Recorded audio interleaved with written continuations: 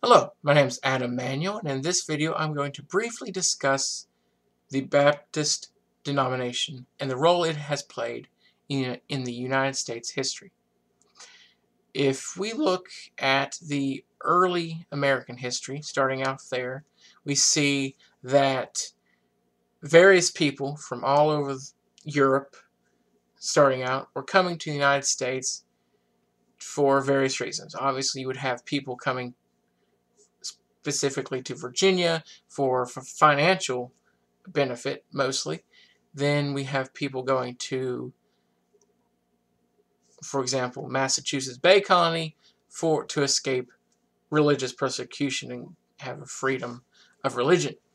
So in that time frame, we have people coming to the United States who were strong supporters of the Baptist perspective. The Baptist perspective is unique in that they believe that instead of dunking a child underwater or sprinkling water on it, you have to have a experience as an adult. You have to pick for yourself whether or not you want to believe in God and you want to be a Christian.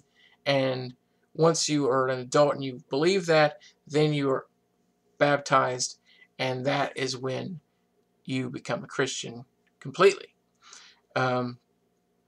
So that was their perspective. We see the first Baptist church formed in England in 1609. Then when they start traveling to the New World, the first Baptist church was formed in America in 1637 by Roger Williams. Obviously, he's famous for his issue with the Puritans, and so he goes on to create various churches and is influential in their early time period. If we move forward in time to the 18th century and the 19th century, we see things like the Great Awakening in the 19th century. And in that time frame, we see revivals and the role that they played. Basically, they were influential in helping Americans get back in touch with their Christianity and their viewpoints, and it created a huge boom in Christianity. For example, Mark A. Noll, the author of A History of Christianity in the United States and Canada, states that in 1812 there were 200,000 Baptists, and by 1850 there were about 1 million. So it's a huge growth of a perspective. So these people were going about the United States having various perspectives. So we see the missionary work that the Baptists are known for. They go around the United States, they go to Canada, they go to South America, North Europe, Southern Europe, East Europe. They go everywhere, spreading the Baptist denomination and its perspectives. But more than that, specifically for the United States, what have they done? What beliefs and viewpoints have they followed to contribute to American history? And one of the biggest aspects of that would be slavery. Slavery obviously was a very rough time in American history, and these Baptists were involved in that in various ways. The author Glenn Jensen, in an article written in 1971 entitled Southern Baptist Attitudes Towards Slavery, he basically discusses how slavery started out as a period in time, specifically for the Baptist church.